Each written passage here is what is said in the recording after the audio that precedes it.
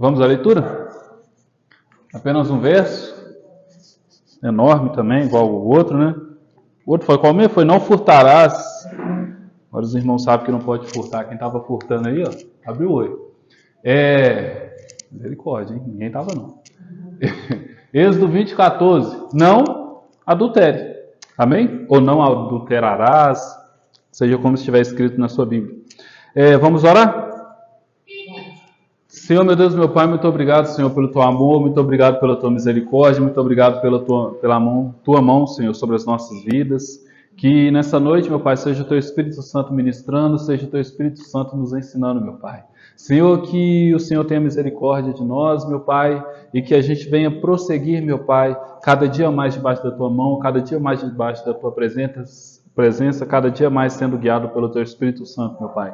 Nós te agradecemos pelo privilégio de poder estar aqui, de poder ouvir os Teus ensinos, os Teus louvores e tudo que o Senhor tem para nos oferecer, Senhor. Muito obrigado. Amém. Glória a Deus. Glória a Deus. Amém. Aleluia. Esse não adultério, eu vou pegar o mesmo princípio que eu peguei semana passada do não furtarás, que é essa igualdade e esse ponto final que é muito importante. Porque a gente vive num Brasil e a gente vive numa sociedade muito relativista. Aonde? Não adultere, mas. Não furte, mas. Não matarás, que é o próximo tema, mas. Porém, na Bíblia não existem mas.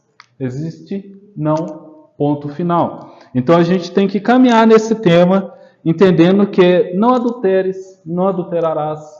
Ponto final, acabou, não tem uma vírgula, não tem uma acrescentação, não tem nada a mais. É apenas esse mandamento frio, seco e normal. E, igual o Girlan falou, é um tema muito tranquilo, é um tema muito fácil. Eu lembro de quando eu estava na outra igreja, onde eu conheci minha esposa, que uma vez eu até conversei com o pastor de lá, falei, pastor, eu vou ministrar sobre adultério para jovens. Olha, isso não tem nem sentido, deixa eu falar sobre outras coisas.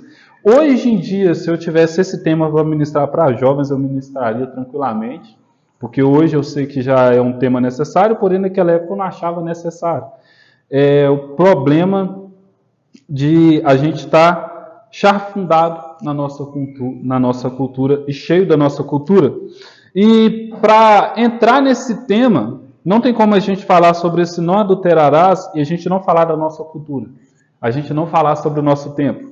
Porque aqui nós sabemos como era o tempo bíblico. Ou nós temos uma noção. Eu vou entrar um pouquinho no tempo bíblico. Porém, a gente tem que adentrar a nossa cultura. A gente tem que caminhar na nossa cultura para a gente olhar para isso aqui e a gente não sentir um estranhamento quando a gente lê isso. A gente não olhar para isso e parecer que é algo de outro planeta, algo não comum, algo não normal, o que deveria ser algo comum. Então, aqui eu escrevi a primeira frase no meu esboço, que é ler a Bíblia com os olhos da nossa cultura. E o problema de ler a Bíblia com os olhos da nossa cultura é que quando a gente lê certas coisas na Bíblia, a nossa cultura, ela nos afasta dessas coisas que a gente está lendo na Bíblia.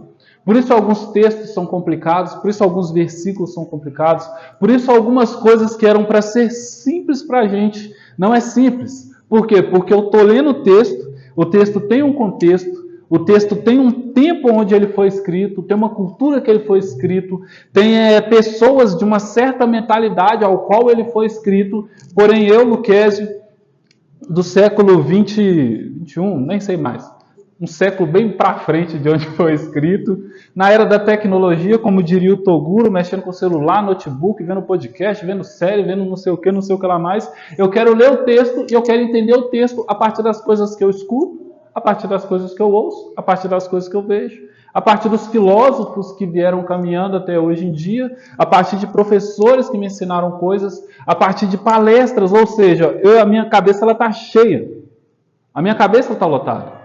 E porque minha cabeça está cheia, minha cabeça está lotada, às vezes nós temos um orgulho de achar que nós sabemos mais do que aquelas pessoas daquela época. E porque nós sabemos mais do que aquelas pessoas daquela época, nós não nos interessamos em adentrar na cultura daquela época e compreender a cultura daquela época. É só começar a ministração que esses cachorrinhos começam.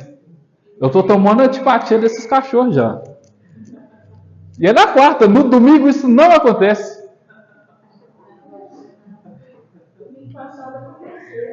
Aconteceu? Eu vou começar a orar para esses cachorros, Deus converter eles. Eles vão sentar ali assim, ó. Mas sobre adentrar a nossa cultura. E existe uma frase, eu podia ter escrito quem foi que escreveu essa frase, mas que a música, ela reflete a cultura. A música, ela reflete o século, e a música, ela reflete a mentalidade de uma sociedade. Então, se a gente volta um tempinho atrás, as pessoas estavam escutando Mozart, estavam escutando Beethoven. Aquilo ali refletia muito da sociedade daquela época. Se a gente volta um pouquinho atrás, as pessoas estavam escutando jazz, as pessoas estavam escutando um blues, reflete aquela época. Se a gente caminha um pouquinho para frente, as pessoas estavam escutando rock, e essas coisas, reflete aquela época. Agora, se a gente olha hoje, se a gente vai Spotify, YouTube, se a gente vai no Em Alta, se a gente vai no bar, se a gente vai conversar com os jovens dessa época, eu já me sinto idoso perto deles, mas se a gente vai conversar com essas pessoas e a gente vai ouvir as músicas dessas pessoas, a gente vai entender o que essa cultura de hoje está falando, o que a mentalidade da cultura de hoje está falando. Quando fala sobre... Eu não posso mencionar nenhuma música, porque já seria errado, mas essas músicas e esses artistas refletem a cultura de hoje.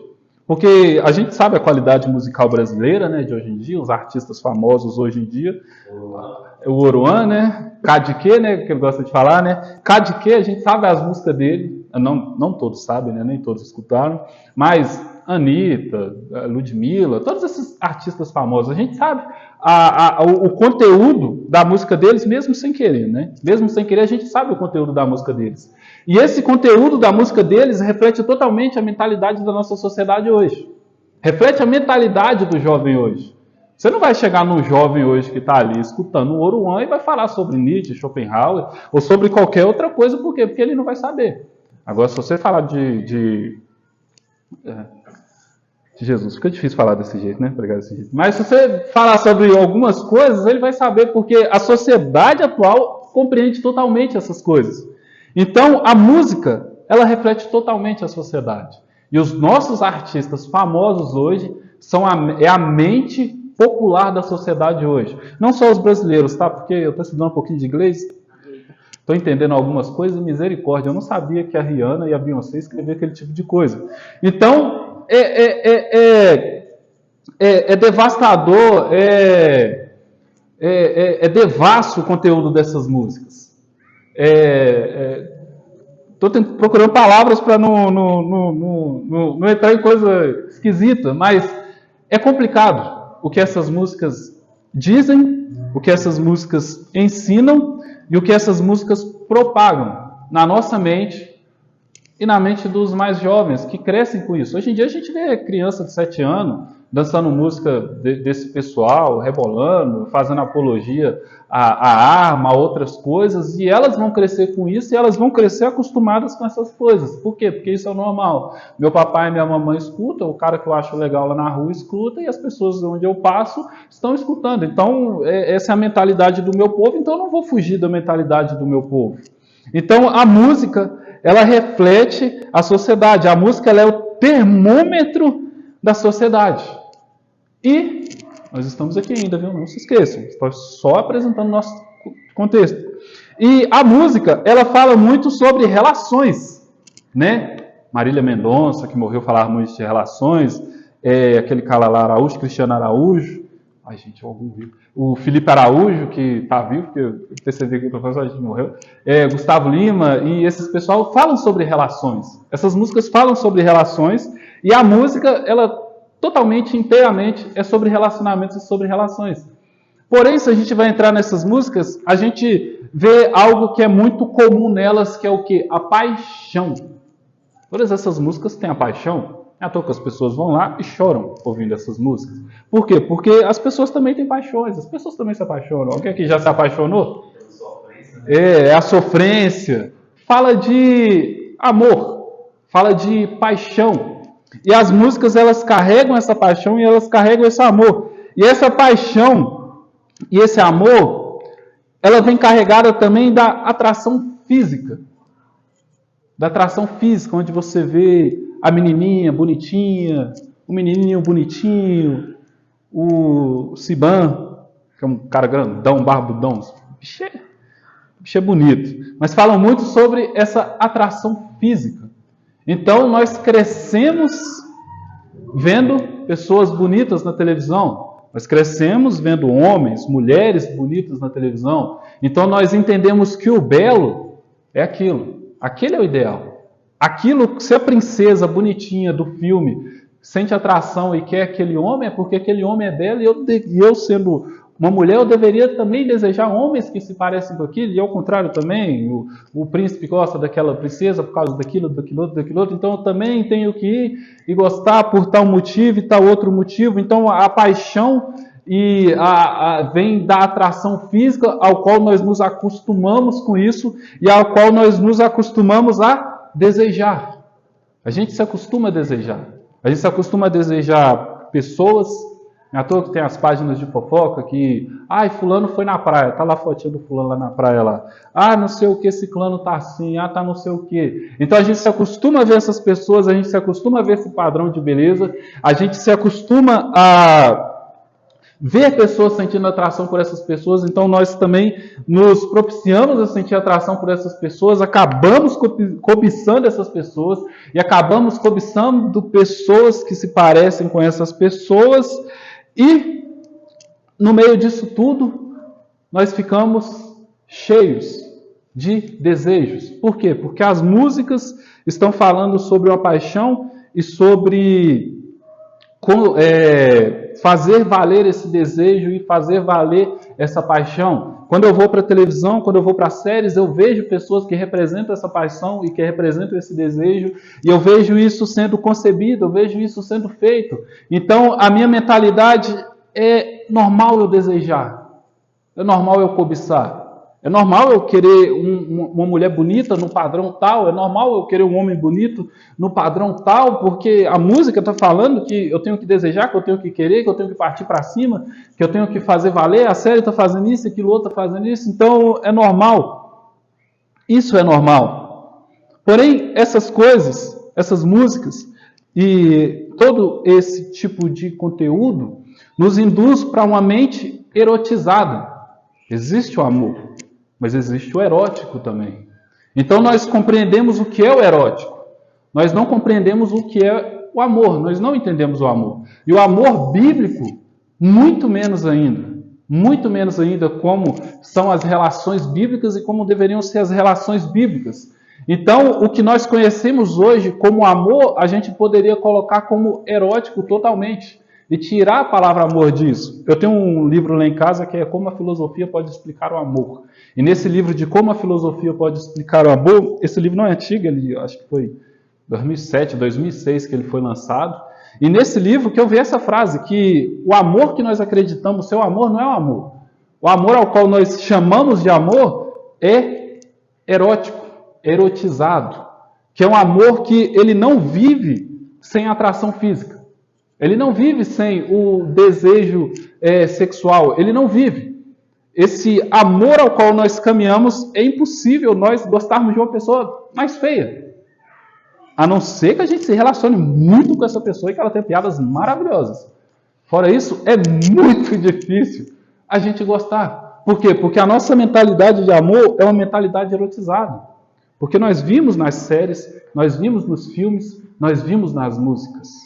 Nós temos um ideal do que é a pessoa perfeita ao qual nós queremos ficar. Se você for na rua e você pegar uma menina de 14 anos, um garoto de 14 anos, até menos, não vou falar mais velho, porque mais velho a gente já sabe que já tem uma mentalidade, mas um menino de 14, de 12, até de 10, de 9, você fala, conversar com ele, perguntar sobre amor, perguntar sobre não sei o quê, ele fala, não, eu quero uma mulher bonita, isso aqui, eu quero um menino bonito, tal. Ou seja, a ideia da relação já é uma ideia física, não é uma ideia mental. E, principalmente, não é uma ideia de aliança, ao qual daqui a pouco nós vamos falar, que é o conceito bíblico correto.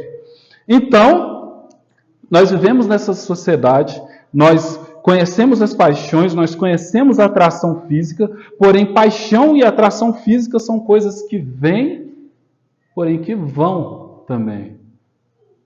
Ou seja, hoje eu acho fulano a coisa mais linda do mundo. Amanhã eu já não acho tanto. Amanhã o meu gosto muda. Amanhã aquilo que eu achava que era atraente, aquilo que era bom aos meus olhos, já altera, já vira outra coisa, já muda para outra coisa. Então, porque nós estamos cheios de coisas, aquilo que a gente acha que a gente gostava já não gosta nada mais. E paixão e atração, gente, acaba, não permanece. Casamentos que são regidos por paixão e por atração acabam. A gente pode ver, a Gretchen casou não sei quantas vezes, por quê? Paixão, 18. A irmã, obrigado, irmã. A Gretchen casou 14 vezes, o que é isso? Ela se apaixonou, ela sentiu atração física, mas isso não segura um casamento. Tantos outros famosos casaram não sei quantas vezes, sentiram paixão, sentiram atração, porém isso acaba. E aí o casamento que a base estava o erótico, a base estava a paixão, a base estava a atração física, rui. E aí ruindo, acaba. E casamento, porque para ter adultério tem que ter um casamento, né? Mas não totalmente também, tem outras coisas aqui para falar, né? Mas casamento, ele é um compromisso. A base do casamento é um compromisso. Então, para se ter um casamento, e um casamento que vai viver, tem que ter algo além de atração física e algo além de paixão. Ou o casamento vai se arruinar, ou o casamento vai acabar. Não é à toa que tantas pessoas entram em relacionamentos que são movidas pela atração física, que são movidas pela paixão, e esses relacionamentos não geram casamento. Por quê? Porque esses relacionamentos eram o desejo da carne sendo satisfeito. Era o desejo da carne. A carne olhou, o olho olhou, né? O olho olhou, aquilo que está aqui dentro, como o Tiago gosta de falar, né? O Tiago da Bíblia, tá, gente? Não estou citando outro Tiago. Tiago gosta de falar, cobiçou, e depois de cobiçar foi conceder. E aí concedeu, se aproveitou daquilo, se lavou naquilo, porém, como a base daquilo não era o que é um relacionamento bíblico mesmo, que a gente ainda não entrou nisso, acabou acabando. Terminou-se. Por quê? Porque não tinha a base do que o casamento tem que ter de base. Então a atração física e a paixão acabam com o casamento, se essa for a base do casamento, e acaba com um relacionamento, se essa for a base de um relacionamento, e esse relacionamento não gera um casamento. Eu lembro de uma entrevista do Nicolas Ferreira, ele conversando com uns pessoal lá que só Deus na causa, né? Mas ele estava conversando com o pessoal e ele estava falando sobre o casamento dele. E ele falou que no casamento dele, ele não era casado ainda, ele ia casar, que no relacionamento dele, ele e a esposa dele não tiveram relações sexuais. Eles escolheram esperar até o casamento. E aí o cara que estava entrevistando ele falou, tá, mas e se quando vocês casarem for ruim?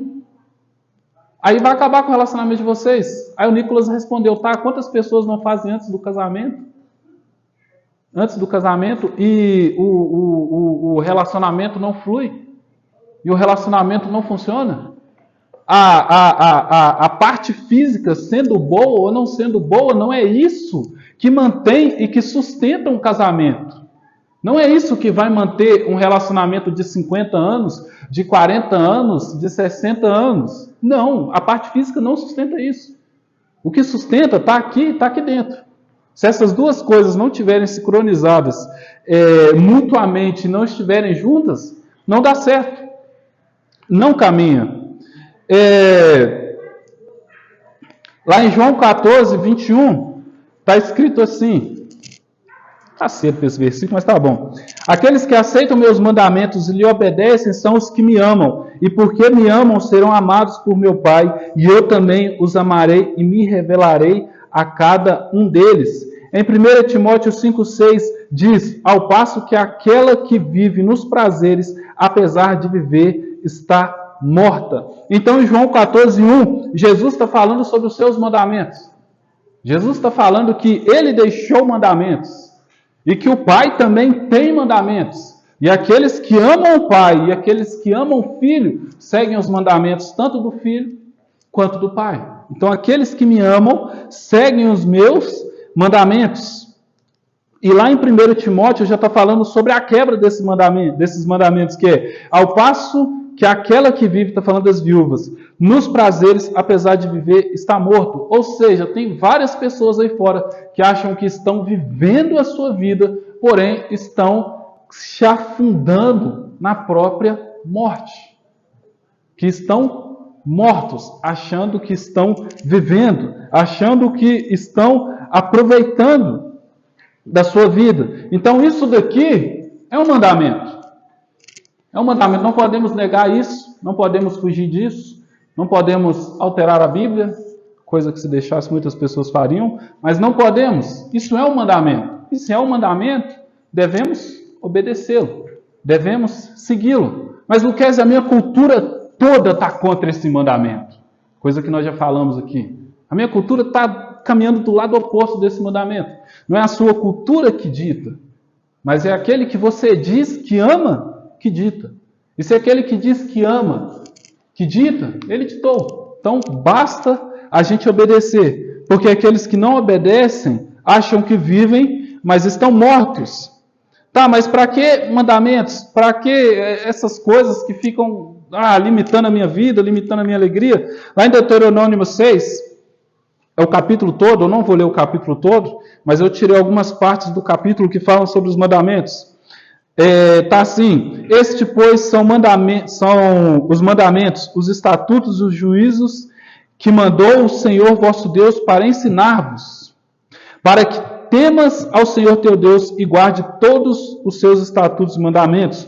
Ouve, pois, ó Israel, e atenta em os guardares, para que bem te suceda e muito te multiplique. Eis que hoje eu ponho diante de vocês a bênção e a maldição. A bênção se cumprirem os mandamentos do Senhor seu Deus.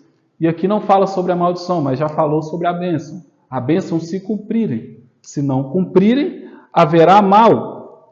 Voltando um pouquinho, para que tema ao Senhor teu Deus e guarde todos os seus estatutos e mandamentos. Ouve, pois, Israel, e atenta em os guardares, para que bem te suceda. Ou seja, que coisas boas aconteçam a você. Ou seja, quando nós quebramos os mandamentos, quando nós quebramos os estatutos do Senhor, quando nós abraçamos a nossa cultura, quando nós abraçamos os nossos prazeres, tudo isso vai gerar desordem, tudo isso vai gerar maldição, tudo isso vai gerar coisas ruins e, como está descrito lá em Timóteo, vai gerar a morte. Lembrando de Tiago, então a cobiça vem e engravida e concebendo a esse desejo, gera o pecado e o pecado gera a morte. Então tudo aquilo que foge disso aqui, toda vírgula, além disso aqui, é morte e maldição, que é o que nós carregaremos se nós não nos entregarmos para isso. A Bíblia nos entrega um padrão sobre a sexualidade. E o não adulterarás nos traz isso. Nos traz esse padrão sobre a sexualidade. E o não adulterarás, ele é contra a fornicação. Ele é contra a relação antes do casamento. Ele é contra o divórcio por motivos pífios. Ele é contra o homossexualismo. Coisas que são comuns hoje. São a quebra deste mandamento. Porque hoje é comum a gente divorciar porque o parceiro ficou careca. Gente, eu estou ficando careca. Não, Maria.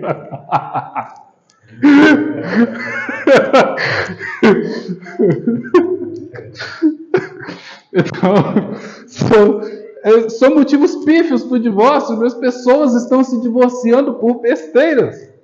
por coisas que não fazem sentido. A Bíblia, ela fala acerca do divórcio, sobre quando o divórcio pode, mas tem pessoas que ignoram totalmente isso e divorciam por qualquer motivo.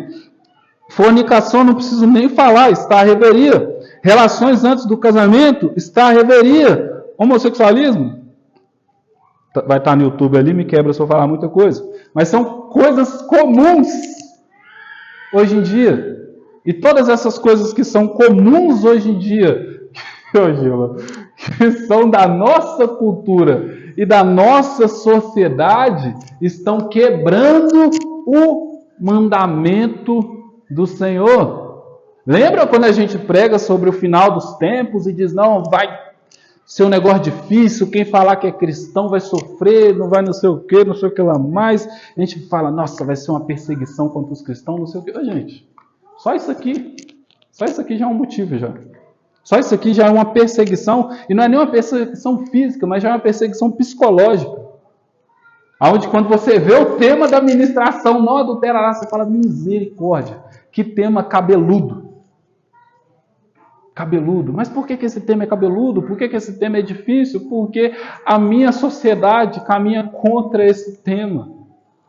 Tudo que esse tema está ditando contra a minha sociedade olha para mim e fala assim, isso é normal.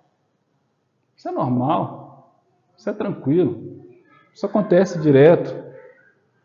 Amém? Mulheres e homens são coisas comuns hoje, são a quebra deste mandamento. Mulheres e homens em adultério eram apedrejados no Antigo Testamento para ver a seriedade desse mandamento. Nós temos como exemplo a mulher adúltera, que está lá em João 7, 56, 53, aonde, porque ela estava em pecado, porque ela era uma adúltera, eles queriam apedrejar ela, queriam matar ela. Lá em Deuteronômio 22, 21, vamos ler Deuteronômio.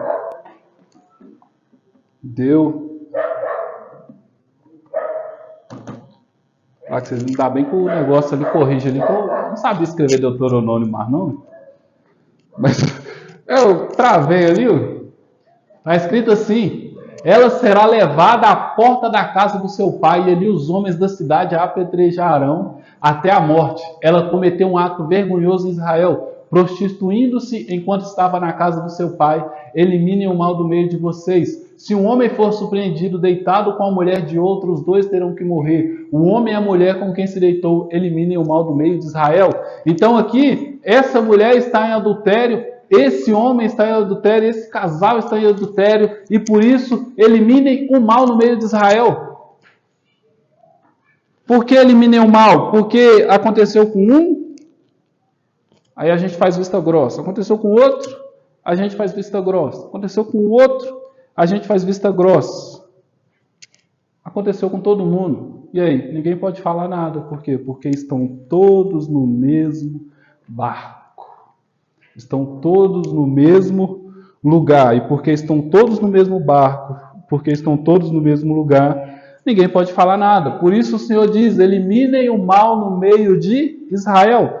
Isso aqui também está lá em Levíticos 20, 10. É praticamente a mesma coisa. É a Bíblia dizendo, eu falei aqui, mas eu estou falando aqui também, para vocês não fingirem de despercebidos, e eu vou falar em outros lugares também, para que vocês não finjam que não escutaram isso. Lá em 1 Timóteo 5, 6, mas uma viúva que se entrega aos prazeres já morreu, embora viva. Então, aqui eu estou voltando de novo naquele versículo para falar de novo sobre aquele que se entrega aos prazeres. E aqui nós estamos falando, obviamente, do prazer da carne, sobre relação sexual e sobre traição e todas essas coisas.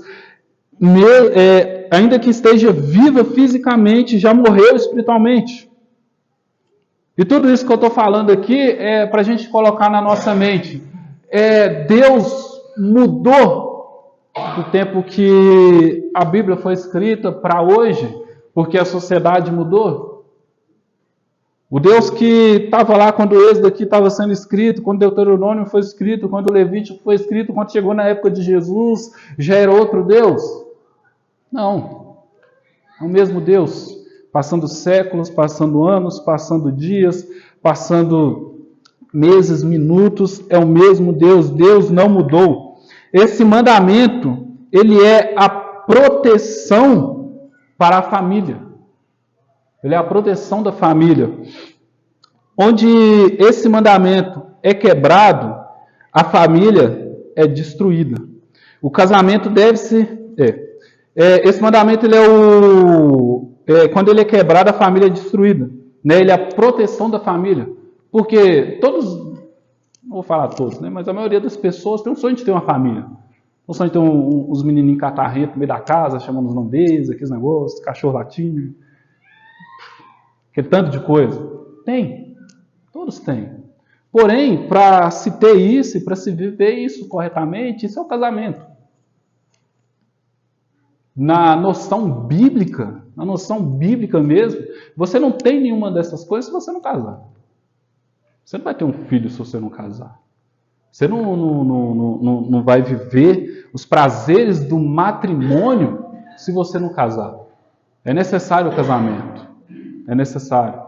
Porém, a gente tenta burlar esses passos, a gente tenta burlar essas coisas. E aí, quando nós fazemos isso, nós nos acostumamos com os prazeres do mundo. Nós nos acostumamos com as coisas boas lá fora, com o comodismo diante de coisas que às vezes até nos incomodam mesmo, mas como está todo mundo praticando, para a gente é normal. Então a gente se acostuma com isso. E a gente vai se acostumando com isso e a gente vai se distanciando cada vez mais do que era para a gente realmente viver, do que era para a gente usufruir. O casamento deve ser feito de forma pura, como sabemos que era realizado antigamente.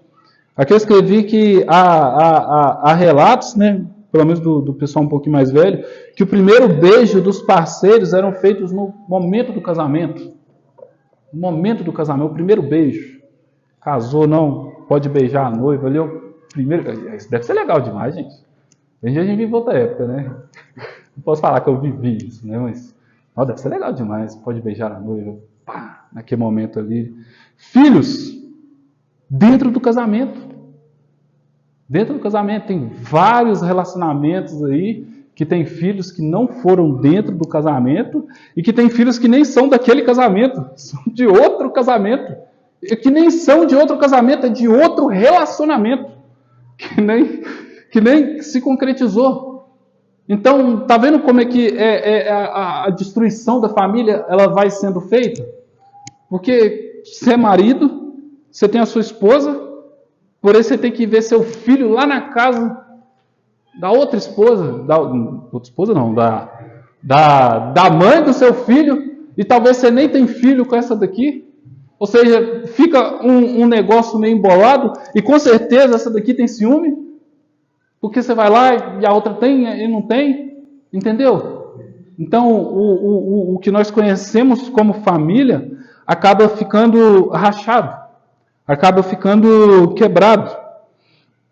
E o casamento é sobreviver e principalmente viver até os últimos dias de vida com o mesmo parceiro.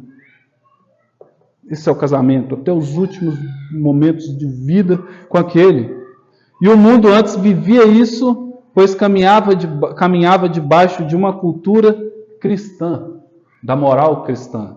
Então o mundo viveu muito do que era aquilo que Deus pretendia para a sociedade, pretendia para a gente, pretendia para todos nós. Porém aconteceu algo que nos afastou disso que o mundo caminhava. Então o mundo antigamente vivia debaixo de uma moral cristã, sim, vivia esse casamento puro, vivia esses relacionamentos onde era só um até o final. Porém, em 1960 e em 1970, nessa época, aconteceu uma coisa chamada Revolução Sexual. Não sei se os irmãos estão familiarizados, eu conhecia por alto, mas nesse tempo aconteceu essa revolução sexual, aonde ela desafiou os padrões tradicionais de comportamento sexual e interpessoal. Então, existia um padrão naquela época. O homem se casa com a mulher, eles têm filhos e eles vivem juntos. Esse era o padrão. Aí veio a revolução sexual para tirar isso. Algumas características dessa revolução sexual são aceitação de relacionamentos sexuais fora do casamento, legalização da pílula e de outros métodos contraceptivos, liberdade de expressão sexual, aceitação da nudez pública, aceitação da pornografia, aceitação do sexo antes do casamento, aceitação da homossexualidade, aceitação da masturbação, aceitação de formas alternativas de sexualidade, aceitação do aborto. Então, essa foi a revolução sexual em 1960, em 1970, dando um pouquinho de nome aos bois. Madonna, Beatles. A época dos hippies e a época dos roqueiros. Foi quando teve toda essa mudança de mentalidade. Toda essa mudança de como eu devo viver a minha sexualidade e como eu devo me comportar na sociedade com a minha sexualidade. Tanto que hoje em dia, você tem um jovem de 26 anos e ele fala pra gente que ele é virgem, a gente acha estranho. A gente se incomoda. Não, eu sou virgem. Por que você é virgem? Eu estou esperando casamento. Você tem certeza? Se tem uma jovem nessa idade que ela é virgem, a gente acha estranho também. Antes daquela época, não. Mas hoje em dia é estranho. Pra gente, é um pouco estranho. E pra gente, todas essas coisas que eu falei aqui, são coisas normais. Por quê? Porque a nossa mente é a mesma mente dessas pessoas que naquela época eram rebeldes. O nosso conceito de certo e errado é o mesmo conceito dessas pessoas que eram consideradas rebeldes naquela época. Então a minha mentalidade de hoje não é diferente da mentalidade da Madonna naquela época. A minha mentalidade de hoje não é diferente da mentalidade do Beatles naquela época. Não é diferente. E a mentalidade da sociedade total aí fora, mesmo que talvez eles nem saibam, não é diferente da mentalidade da Madonna, não é diferente da mentalidade dos Beatles. Por quê? Porque houve essa revolução foi aceita e essa revolução foi abraçada pela sociedade, ao ponto de estarmos numa igreja e as pessoas dentro de uma igreja, ao qual deveriam viver aquilo que estava escrito ali, que eu troquei para outro versículo, mas que deveriam viver princípios bíblicos, já não acham esses princípios bíblicos normais. Porque aquilo que é normal foi deturbado por uma revolução sexual, que foi deturbado por toda uma sociedade que abraçou isso tudo. Por isso, pregar não adulterarás é esquisito. E talvez, antes de 1960, 1970, fosse a coisa mais fácil do mundo. Na época de Moisés, o mais simples. O mais simples. Meu irmão, preciso que você pregue sobre não adulterarás. Nossa, mas esse tema é simples demais, eu não posso falar sobre outra coisa. Hoje em dia já isso é meio cabeludo. Isso é meio complicado, porque a gente vai entrar em masturbação, a gente vai entrar em pornografia, a gente vai entrar em sexo antes e depois do casamento, a gente vai entrar em fornicação, a gente vai entrar em prostituição, porque todas essas coisas são a quebra do mandamento. Todas essas coisas são o abandono do princípio bíblico. Aquilo que a gente vê no Instagram hoje são a quebra do princípio bíblico. Porque o olho viu, aqui desejou. Então, por isso que é complicado.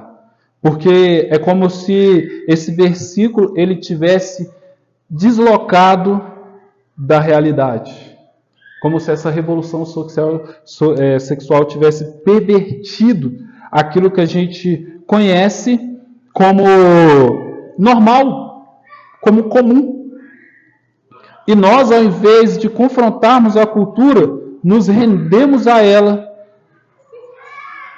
nos tornamos mais uma gota nesse rio que caminha nessa sociedade de prazeres que levam à morte. Nos tornamos mais uma gota, sendo praticantes ou não praticantes, mas sendo pessoas conformadas com aquilo que não deveriam estar conformadas. A revolução sexual desassocia o prazer de toda amarra moral. Então, o prazer, ele estava constituído ao casamento. Você não separava essas duas coisas. Essas duas coisas estavam unidas. Essas duas coisas estavam juntas. Depois dessa revolução sexual, o prazer foi por um lado e o casamento foi para o outro. Prazer, necessário. Casamento, nem sempre. Ou talvez, nunca. Mas o prazer, sim. Por quê? Somos animais. E animais, vocês sabem como animais agem, né? Então não precisa nem falar. Então houve essa desassociação. É o amor de Deus sem a justiça e seus mandamentos. É isso que as pessoas vivem. O prazer sem o casamento é o amor de Deus sem leis, sem justiça e sem mandamentos. É eu vivo tudo de bom sem nada me prender, sem nada me machucar, sem nada ferir aquilo que eu chamo de moralidade. Isso foi se tornando tão normal, tão normal, tão normal, esse prazer livre de compromisso, que chegou a um ponto onde um sociólogo polonês chamado Zygmunt Bauman escreveu a mentalidade da nossa sociedade. Como que estava a mente da nossa sociedade.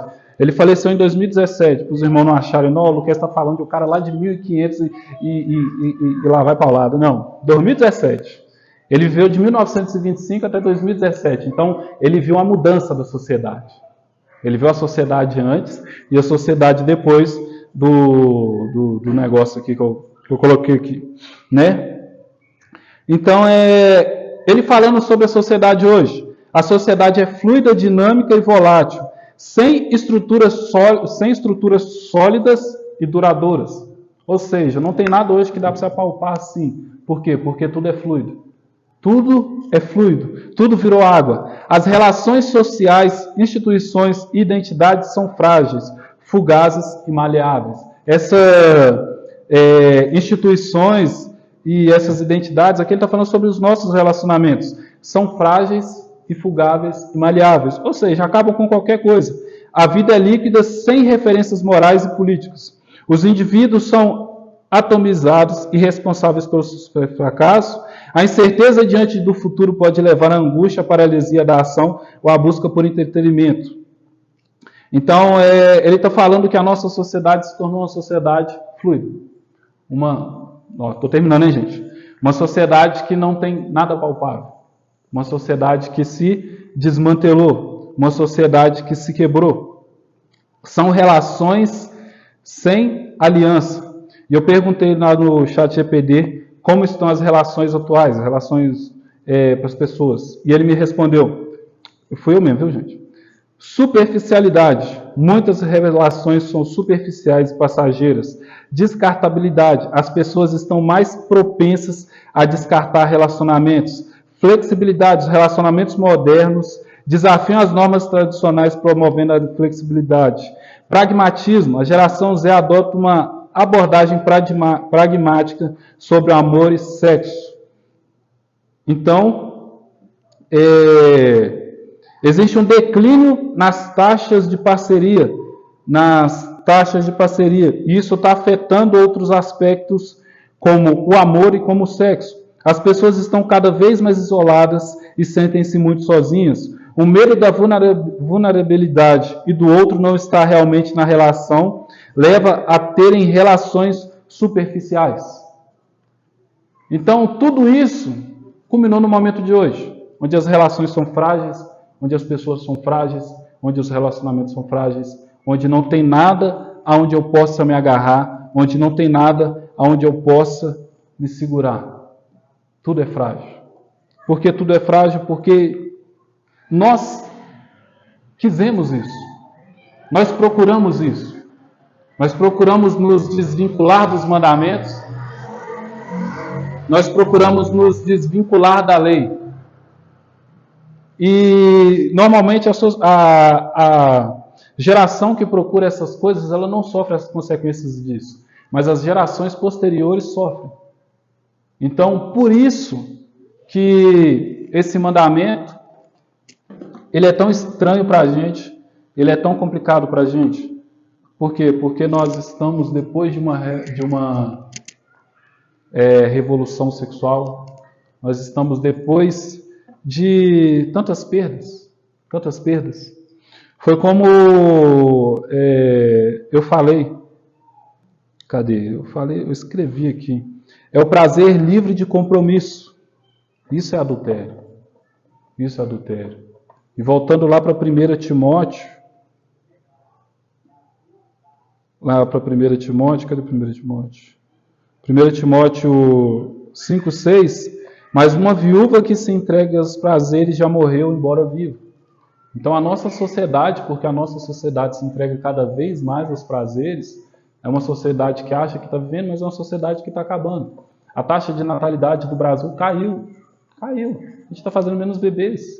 No Japão, despencou. Os outros países também despencou. Então nós achamos que nós estamos vivendo porque os prazeres estão liberados, porém é como se a própria humanidade estivesse acabando consigo mesma.